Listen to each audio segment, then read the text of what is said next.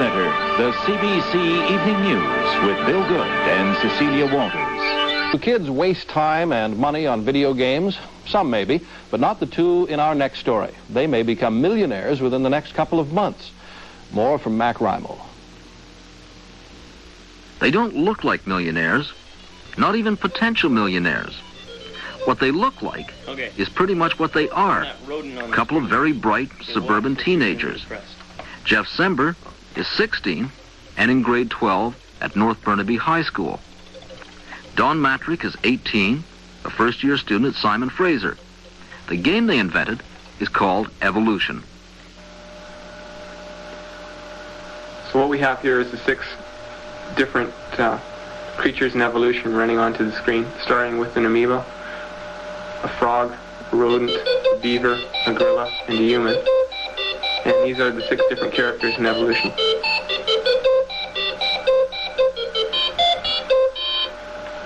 And what you're trying to do in the game is start out as an amoeba and evolve onwards up to a human. And you get 5 lives to start with, and you go as far as you can on those 5 lives. It took Don and Jeff just 3 weeks last summer to come up with the game. A Vancouver company, City Developments, liked it and decided to market it. Since then, they've flown to New York, zipped around in limousines, been interviewed by all sorts of people, and to date, made about $50,000. But that's only the beginning. Within the next few months, they expect to become millionaires. It's kind of interesting. I mean, you think about things like I always wanted to get a Ferrari or something, and now I think, gee, I might be able to go out and buy one. Your dreams come a little bit closer. It's hard to believe sometimes. You wonder if it's really happening to yourself or if it's not, but it's neat overall. It's kind of interesting. What changes has it made to your life? What happens when you go to school now? I don't think anything's really changed. I mean, I get ribbed a lot, and, you know. How? Well, kidnapping threats. I'm not going to pay. That's okay. I got to ask you, what about girls? Does this have any effect with girls? No. You're asking the wrong person. Don. Well, now you found my true talents. No, the girls, basically, some girls come up to you and notice you that didn't notice you before. But your friends, your true friends are always the ones you have before, I think, and it's pretty well stayed the same. Now Jeff and Don are planning a new video game. Makes you kind of wonder if Nelson Skalbania should have tried this instead of real estate. The video game is called Evolution, and it'll make these boys millionaires, perhaps by Christmas. The News Hour with Tony Parsons. Unless you've been living in a cave somewhere, you probably know who Pac-Man is, thanks to the all-out advertising blitz launched this Christmas by the video game industry. You may not know much about a game called Evolution. You may not know much yet. It is the creation of 2 Burnaby teenagers, a computer video game that teaches as well as entertains. Don Mattrick and Jeff Sember have just returned from New York, and they could end up millionaires before they even get out of high school. If you don't have an Evolution cartridge under your tree this Christmas, chances are you will next.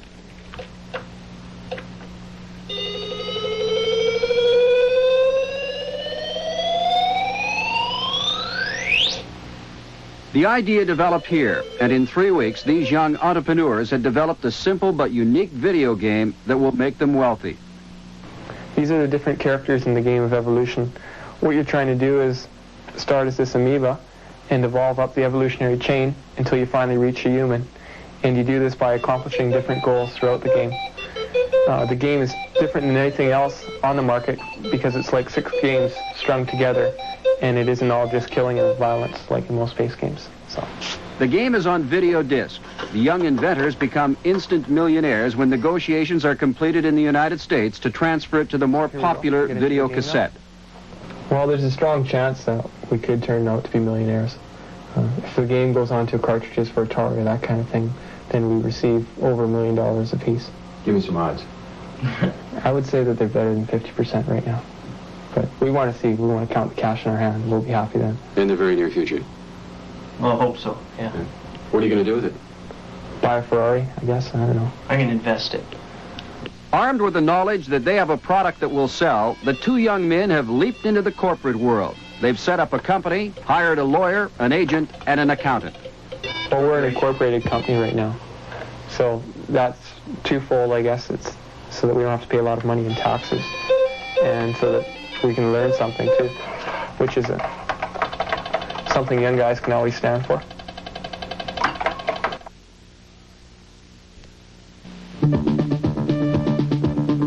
Move over Pac-Man. Evolution is now a fact of life in the world of computer games. We'll meet the local whiz kids who have invented a hot new game in a multi-million-dollar industry tonight on The Vancouver Show. A little bit of everything coming up tonight, so please do stay with us. And we're going to return with the tale of two video wizards, the Burnaby Connection, after this short time out.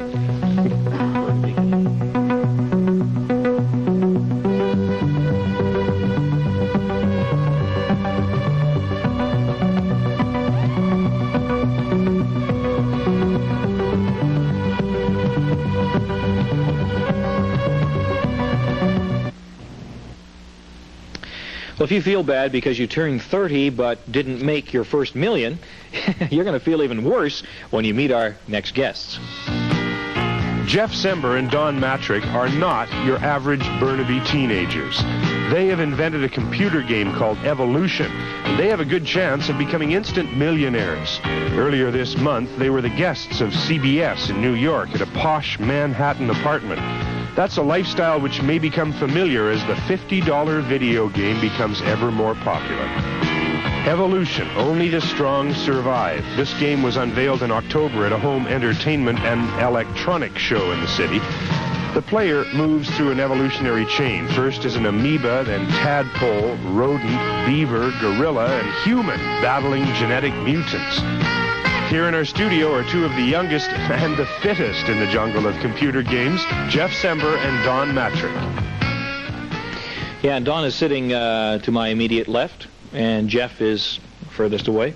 And here we have in front of us, we have an Apple computer with the little monitor on top, and we'll be able to get right into the Evolution game in a moment. But may I compliment you on your marketing strategy so far? Look at this. You got the whole schmear here. You got the... Did you do this yourself or have this done? That was designed by a graphic artist for us, but we sat down and went over what should be on there. Sure. What do I just don't know where to start with you, because I know if we try and start with how the devil did you do this, we're going to have more than our 7 or 8 minutes allotted, because we're going to have to go into a whole program computing thing.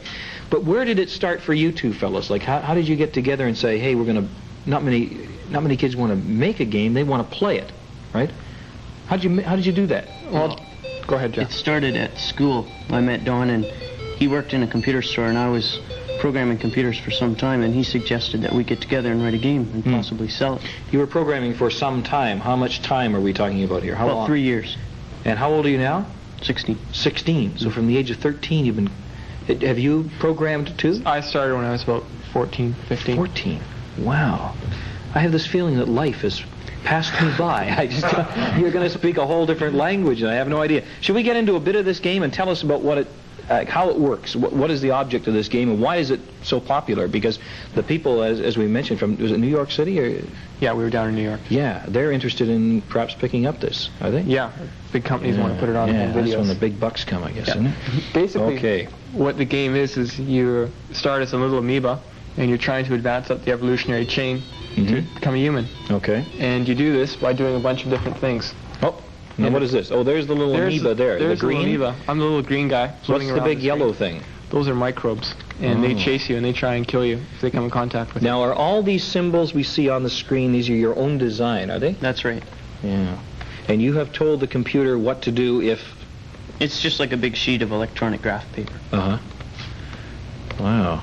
You're doing all right. Now, who's after you again? The little star guys, are they? Oh, what happened? I cleared the screen, so I get to go on to the next level. The next level. So you go from amoeba to... A frog. A frog. It's good our friend isn't here tonight. Go ahead anyway. Sorry, Larry. Yeah, no names, please. No names, please. Now, here we have... Oh, these are what, little bubbles or something, huh? Why evolutionary scales like that? Why did you pick evolution as opposed to starfighters and outer space and things? It's a good idea for a game. The concept of changing from one thing to another. You mean going from amoeba to frog? Amoeba to frog and then on up. And a lot of the ideas, like with space, as you mentioned, there's so many out there that it kind of wears on you for a bit. Yeah. How many other people your age are doing this kind of thing? Have you any idea? Well, I got several friends at school, and only a few, like, they have computers, but only a few of them are interested in actually writing programs. Did you take an actual course in this, or did you just play around with it? No, this was all done on my own time as a hobby. Wow. Well done. I compliment you on that. Now, how's the frog doing here? He's eating little flies, did he? The frog just evolves onto the next level. Oh, great. What does he go do next? He goes to a rodent. A rodent? Oh, my. All right. Now, you're going to go on to the rodent? Yeah, it'll go on by itself. Oh, I see. Does it get more and more difficult as you get up the scale? Yeah. Well, the object of the game changes as you go along. Oh. And if you're able to reach the top of the evolutionary scale, you see an atomic bomb come on the screen, it explodes, and you go back to being an amoeba, except this time around it's harder. Oh, my. Justice there somehow, I don't know. Now, what's happening? You're getting chased by a rodent. I'm in trouble right now. I'm being chased by these snakes. Oh, they're snakes. The snakes are trying to eat the rodents. Yeah. All right. What, is there any, I guess there's really no, I was going to ask if there's an age group that this appeals to, but I suppose there isn't, because if you were too young to understand evolution, you're old enough to know that, you know, if a snake eats the mouse is gone. Yeah. And it's that basic, isn't it? We didn't try and make it too complicated. Yeah. I'm glad. I'd be totally lost right here. So now, we have to, I guess, wait until you're finished to go on to the next scale. Or do you have to win at this point? You have to accomplish the goal that you're trying to. Which and you're trying to what? Eat cheese. Eat cheese. What else do mice eat? Yeah, that's exactly. Right. Yeah. So I'm having a tough time here. Oh, so because the snakes, and you can't advance on manually, so that we could see the next thing. I can't cheat. You just have to be good at it to do this. Oh my. Take risks. Yeah, so now, what kind of money are we talking here, guys? I mean, we want to get right to the Ferraris, the Lamborghinis, and the chauffeur-driven everything's here. If you are successful in selling this, what do you call this? A program, I guess, isn't it? What kind of dollars are we looking at? I mean, are you guys going to be fat jacks for the rest of your life on this? Well, potentially we could. If it gets put on home cartridges for different video games like Atari and that sort of thing, we'll get over $1 million a piece. That's just to start. That's just. Or is that to buy you out That's to take good your enough game? for me. That's, hey, no, I'm with you. But yeah, that's a good point. I haven't thought of it that way. But is that to buy you out, and they say, hey, now we own Evolution, and you guys can go? We're getting a good deal. Yeah. We get royalties on all the future sales. It's just that the initial sales would give us that much in royalties. Would give you the $1 million. Yeah. Do you have a manager or anything like that? I'm not saying that you need one, but do you have a manager? Well, actually, we have a company set up right now. Oh, good for you. And we're incorporated. And basically, Jeff and myself run it and take care of spending the money and all that sort of thing. Because we don't want you to, you know, wander off to New York and get taken by some slick artists in the I wouldn't worry Apple. about that. Well, we don't worry about that? I guess if you're already... Yeah, I would worry about that, I'll tell you that. Now, what else is on? There must be. I don't want you to tip your hand or anything, but do you have anything else on the drawing boards that? Because I mean, evolution may come and go, and you know the big bomb may drop at the end of this game, and that's it, Charlie. And you got to sit and be happy with $1 million. Are you working on other kinds of games? Yeah, we've got a few on the drawing board right now. Yeah, I bet you do. Yeah. Was this? Did you luck out on the first crack at this, or have you been struggling at a game that would first crack? First crack. First crack? Yeah. School of Hard Knocks. I love to hear those stories. Overnight success then, I guess, in a way. In a large extent, yeah. Yeah, great. Wish you all the best with this. I see you're a gorilla already. Yeah, I'm just kind of monkeying around right now. That's one step above man, isn't it? Yeah. Depends how you look at it. Yeah, no more oranges. The story of my life right there on the screen. Anyway, we thank you, fellas, for being here. We really appreciate that. The game is over. Did you? Oh, we haven't got a camera on it. Big thing came up and said, game is over. Perfect timing. It is perfect timing.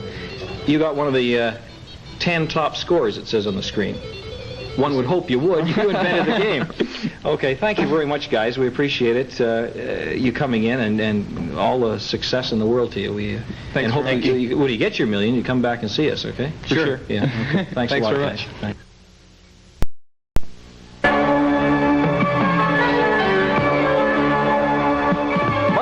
December 13th.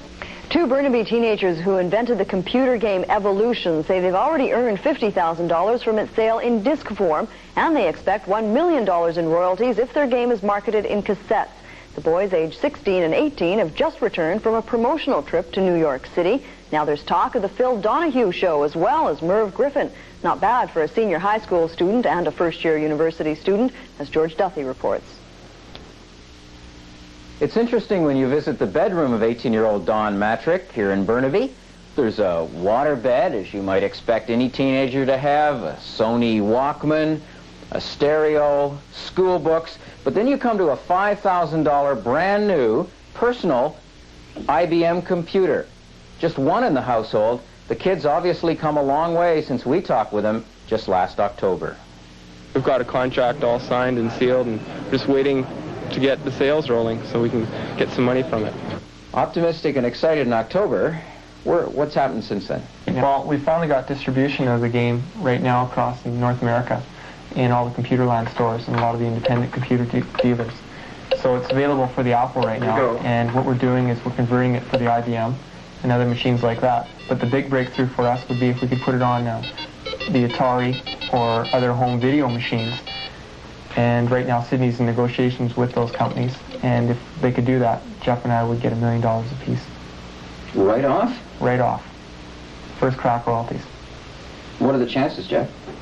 Well, I've heard lots of estimates. Don figures better than 50%. So what are you going to do with your money? Buy a Ferrari? I don't know. I'd invest it. Yeah, we'd invest some of the money and spend some of it foolishly. Well, now, you're probably looking at things for the future, too. Yeah. What's the next project? Well, we're working on a game. We come up with a new idea. It's about space. That's all we can really tell you at this point. Yeah, on the plane trip down to New York, we didn't have a movie. So what we did is we tried to think of a new game, and we were able to work one out. So it's going to wait and see. Hopefully it'll be as good as Evolution. Now, you guys are getting ready to collect your first $1 million. Maybe more companies need more young people advising them. Yeah, that I think so. A good idea. It takes a lot of creativity to come up with a game like this, not just years of programming experience. And I think a lot of kids, I've got to build a dam. people like us, could come up with ideas if they'd ask. Over to the right side of the screen. More teenage consultants. Yeah, I guess that's... Youth employment, that's what we're getting at. As you might expect, talkative Don looks after the business end of things, leaving Jeff to do the programming. And they still enjoy playing their own Evolution game. But whenever they goof, the inventors blame a bug in the program. George Duffy, First News, Burnaby. If they put our game on cartridges for different machines like Atari. That would be a royalty for each cartridge. Mm-hmm. It's fun to think about getting that much money, no doubt.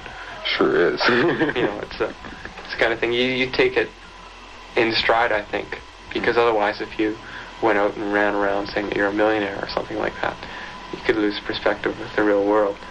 Has anything changed for you now that this has all happened? Car salesmen take you seriously now. There are a couple of ifs between Don and Jeff and $1 million, but they stand a very good chance, because not only is Evolution a neat game, it's also a terrific news story, and that means free advertising. The Noon News Hour with Jim Hart. It's called Evolution, and 16-year-old Jeff Sember and his 18-year-old business partner Don Mattrick are convinced, in all modesty, that it's the greatest thing since Pac-Man.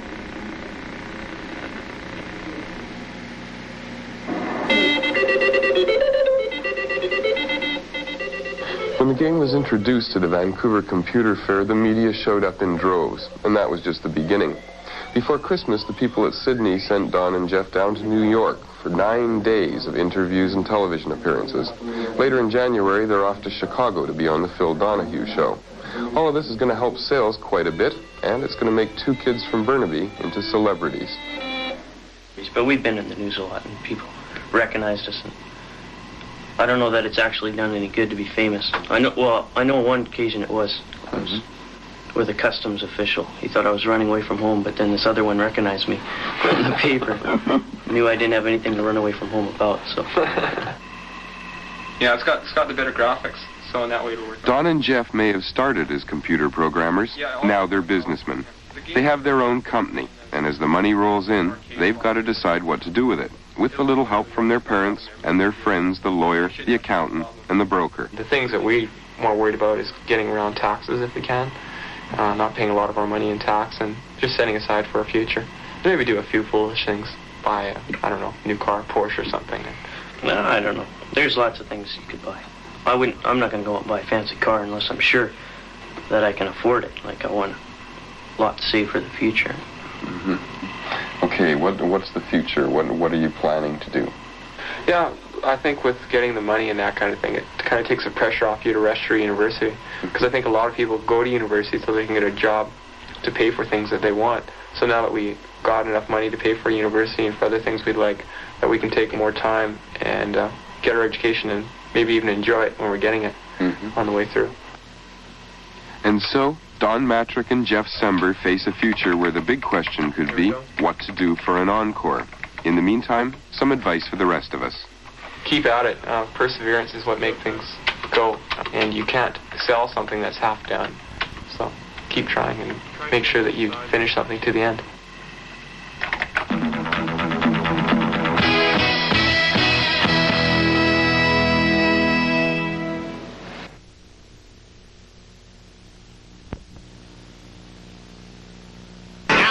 Don't buy everything is true. But what it don't buy, I can't use. I need that money, honey. Oh, yeah, that's what I want. With me in studio now is Don Mattrick, who with his partner Jeff Sember developed this game called Evolution. Why did you want to develop a new computer game? Well, Jeff and myself had computers at home for about 2.5, 3 years. And we were actually just tired of playing the games that were out there. So we came together over the summer and said, well, let's write our own and see what we can do. So we took a look at the games that were out there, and we noted that they all had one thing in common. They had always one set screen, like you'd always be a spaceship or some character and always doing the same thing. So we said, well, let's get away from that and have a bunch of different shapes on a bunch of different screens. So we came up with a bunch of different words to describe it, like progressive, and then the word evolution, and then, hey, we thought, this is good. So we used the word evolution and developed a game around that. Show us how it works, and while you're maybe showing it, you could tell us how it's different from the kinds of things like Pac-Man or Donkey Kong that are really so popular these days. Well, with our game, just a second, it will be coming up after we get through this. It's different than the other games because of the fact it's got a variety of different screens. What you're doing in our games, you start as an amoeba, and you're trying to advance up the evolutionary chain, and you do this in different ways. In this screen, for instance, I'm that little green blot right there, and I'm moving around the screen trying to eat DNA and avoid the microbes and antibodies which will come on the screen. And my only defense against getting killed is I have a supply of shields, which I can activate by hitting the button on my joystick. And the shields are shown by the bar graph on the bottom. So if I don't use up all my shields, and if I eat all the DNA before they eat me, I go on to the next level. So we'll just wait for the next level to come up. And there are how many levels now? Well, there's like 6 different evolutionary stages for a total of 99 different levels. Right. Lasts a while. 99 levels. 99. That's astounding. How much, now I know that you guys are, this is a new thing, how much are you guys liable to make off this little project? Well, Jeff and myself have made, I guess, somewhere around in the tens of thousands right now, just from the initial sale of the game, and we have a potential of making over $1 million. Hear that, girls? And he's not married. How old are you, Don? I'm 18 right now. 18. You're at SFU, is that right? SFU. When I what are you majoring in there? Computer science and economics. No kidding. What we should do, perhaps, is open up the phone lines, get a couple of calls in here, and see if people have some questions for you, and then we'll be showing you the game on and off as we're doing that. Hello there, you are on Switchback. Hi. Hi, what's your name? Tammy. And have you got a question for Don? Yes, I do. I was just wondering how you went about designing them. Designing the game, the idea, or programming it? Just programming it. Well, we had experience programming for about 2.5 years before that. So we had already known what we were going to do with the programming end of it. So what we did is we just formulated the game in our mind, what it would look like, and sat down and drew the shapes and went from there. Programmed it in assembly language. Oh. Okay. Thank you. Thanks very much for calling. Okay, we'll take another call, Don, see if somebody else has a question here for you. Hi there, you're on Switchback. Hello? Hi, what's your name? Hello? Hello? What's your name? Bobby Sember. Have you got a question for Don? Yeah, Bobby Sember. Yeah, okay, Bobby. What's your question? Yeah, well, since you're so young, and you've already made a game, how long are you planning to do this? As long as they'll keep buying them, Bobby. You have some other ideas for games as well, is that right? Yeah, we've got about 4 or 5 more ideas right now that we've thought up for games. We're just doing this right now just for the enjoyment of it, basically. That's what we got into it. And we found out that there's money to be made in it, and it's something we enjoy. So I think we'll do it for a while yet. So the initial impulse was to make a game that you guys would enjoy playing, and you wound up making money by mistake? Yeah. Interesting. Let's have another phone call here. Hi there, you're on Switchback. Have you got a question for Don? Hello? Hi, have you got a question for Don? Yeah, I would like to know how many hours it took you. Yes? Hello? How many hours it takes for what? To, make the game. Programming the game in actual time was about 3 weeks of solid work. But we didn't do that all at one time. My friend and myself did it over the summer, and whenever we'd get sunny weather, we'd be outside enjoying it. And with the rain about here, that was not many days, but it took us about 3 weeks of solid work to do the game. Okay. Thanks for coming down, Don. It's been a pleasure. I would like you to help me out. Stan Smeal of the Vancouver Canucks was here last week, and he left us an autographed hockey stick. Plus, he said attendance at a Canucks practice if someone would tell us what the name of the Stanley Cup winning Vancouver team was back around 1912. It was, of course, the Vancouver Millionaires. If you just kind of reach in there and pull the name out. Close the eyes for it. Close the eyes for it. And here we go. Who have we got here? Whoops, we've got it lost. That's what we've got. Darren Pinch of Surrey, BC, the Vancouver Millionaires. Right you are. And you'll be winning this hockey stick and also attendance at a Canucks practice. We'll get a hold of you and tell you how to do that. Now, you've brought us some things to give away, too, haven't you, Don? We've got a copy of our game here. Whoever has an Apple computer right now. Okay, if you have an Apple computer, you might be interested in this. Even if you don't have an Apple computer, somebody you know does. And a neat poster. And an Evolution poster, which I guess is the same as this graphic here. So, what do we give that away for? Any question? Any question at all. Well, let's ask the question, where does the word computer come from? Why don't we ask that question? And you write that in to Switchback, CBC, Box 4600, Vancouver, BC. And next week we'll give away these things if you'll tell us where computers come from. Thanks again for being on the show.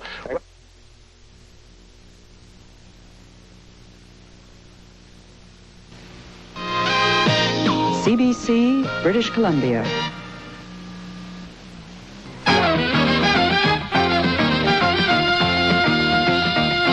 Ladies and gentlemen, what's Sunday without Gordon Sinclair? With a smile that's strong enough to tan Betty Kennedy. The owner of television's bushiest sideburns, Pierre Burton. It's Front Page Challenge. Our moderator who calls the plays, Fred Davis. Thank you. And here we are, ready to go again. Ready, I hope, to hold your attention for the next 30 minutes. My friends over there on the panel could probably do it alone, but it's nice to have a guest panelist, as always. Back again with us, would you please welcome Mr. Gary Loutons.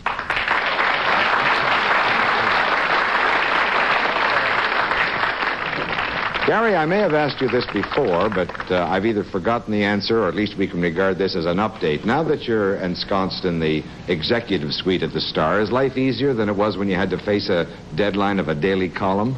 I like the column. The thing that bothers me is when something interesting happens to me, I don't have any way to tell the people anymore. Oh. So please don't say anything erotic, funny, charming, because I get frustrated.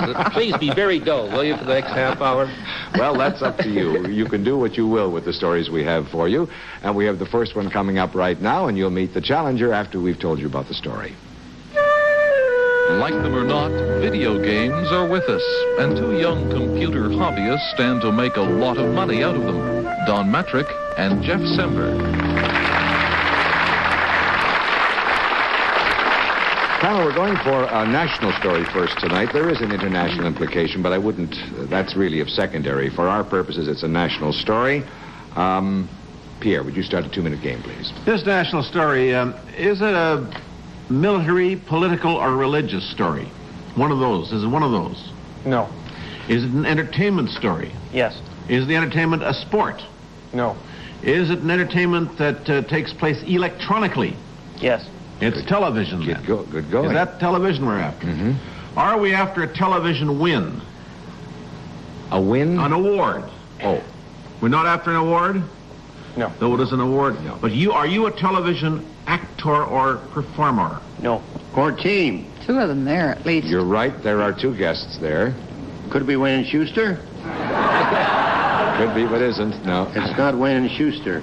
Are you currently on Canadian television? Right this minute. Yes, but I don't quite You're the mean that. Mackenzie brothers. No. Let me help you, Pat. They haven't been on TV. They are not performers. Oh, they're not performers. Well, they may be, but that isn't why they're here. you wouldn't think of them as that, no. Well, oh. Are they writers? Are they writers then, as opposed to performers? No. Not writers. Musicians. They're with performers. He just said they're not performers. They're not. Musicians are they? Yeah, but they're not musicians either. No. You know, professionally. Okay. Well, let's go after the story, since obviously we're not getting very far this way. Did this story take place in the 80s? Yes. Does this have to do with you entering some kind of an entertainment field? Yes. And being very successful at it? Yes. Does it have anything to do with FCTV? No. Is this anything like pay television? No. You're not involved. Are you? You're happy about this story. You're restraining yourself very well if you are happy. It's an unusual category, not the kind of thing you've been faced with before with entertainment television stories.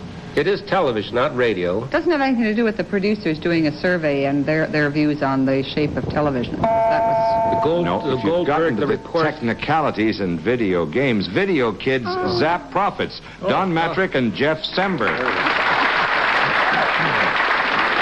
And we'll be back with our guests in just a moment, but first we'll ask you to watch this.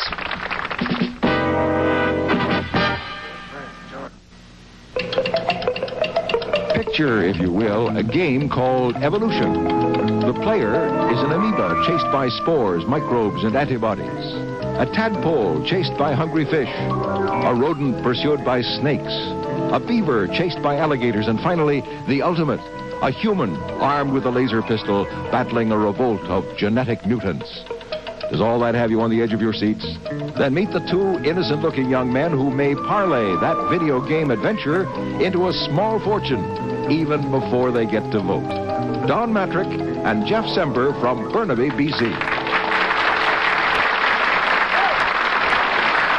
I've been led to believe that these games turn your brain to mush, that you turn into some kind of a monster. Do these games really affect kids? Not in the way you're describing. I mean, they give us a lot of fun and entertainment, but I don't think they have any detrimental effect on our brains. At least, I don't think so. You're not going to come over and bite me in the neck or something to prove your point. Who invented it? Did you work on it together? Yeah, we both worked on it as a team. And this game, this goes into your home television set. It's a program you put into... It goes into your home computer, and you play it using the computer and your TV. Where would you pick up the idea? Do your parents have any of the electronic smarts? No, our parents did, however, buy us our home computers, and we worked with them for about 3 years. And then we met at school and decided we'd try to turn it into some profit. It's on the market now. Mm-hmm. Right across North America. Have you made any dough yet? Well, we went out and bought a couple new sports cars last week and have our universities paid for and that sort of thing. So we've made a bit. You've done all right. Well, that's good. We've got any other games in the hopper? Have you got something else coming up? Yeah, we have one nearing completion right now. It'll be out in another month. But this is a fairly cynical game in that as I understand, the end of this game, everything is destroyed in a nuclear holocaust. Is this right? Well, we weren't trying to make some kind of political statement, but it seemed a convenient way of turning the game back to the beginning. All too convenient. I share the cynicism of the game. I think it's going to be difficult for you kids to die of old age unless your generation does something about the nuclear situation. I hope that you're taking this into account, or else that you spend all the money you get right away, because I don't see the world lasting much longer. What do you think about that? It's a very worthwhile point. You wonder how much you can do about something like that, though. Well, we had a guy on last week, a diplomat, who said you could do quite a lot, so I hope you'd listen to him. How long is what you get per game, now that we're on the business of money, before we hit Gordon?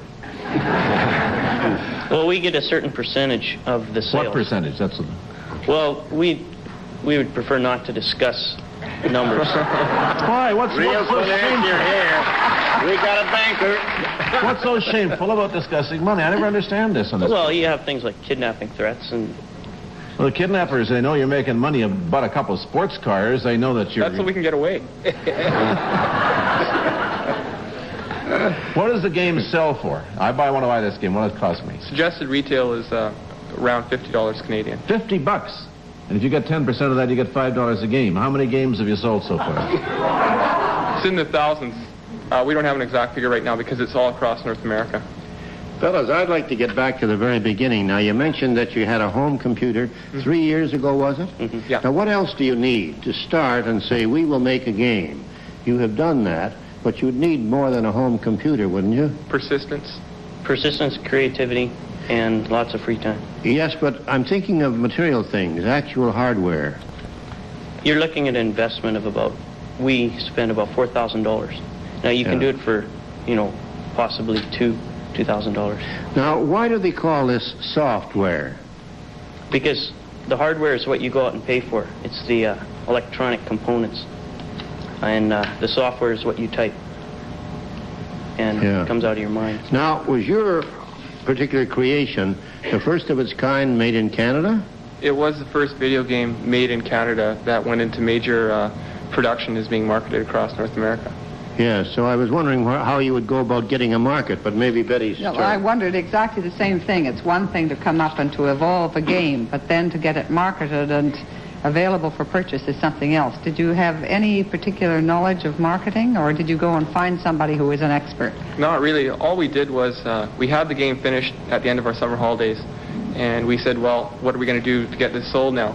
And we looked around. There was a Vancouver-based company called Sydney Development, and we took it down to them and said, would you be interested in marketing our game? And they said, well, let us take a look at it. We showed it to them. They got back to us after a weekend and said they wanted to market it, and it went from there. All right. Now, what's ahead for both of you? Do you visualize this as the nucleus of your business for the next 10 or 15 years, that you will evolve and create certain games, or are you both going in quite different directions? Well, we formed a partnership, and there seems no reason to break it up now or any time in the near future. So that's likely to be your business of the future. Have you passed the sales of Trivial Pursuit yet? That's the other big Canadian non-electronic game, the kind that I understand. I don't know about that. That's a pretty tough one. Have you bought the same kind of sports cars, each of you? No, we still have individuality.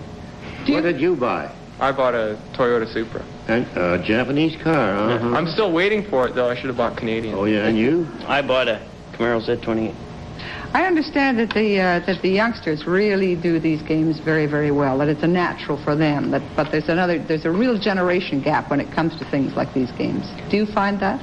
Yeah, I think what the youngsters have is they have creativity, and they're not restricted. I think as you get older, certain things happen. Now be careful here, Jack. Trying to make snakes and ladders a little obsolete.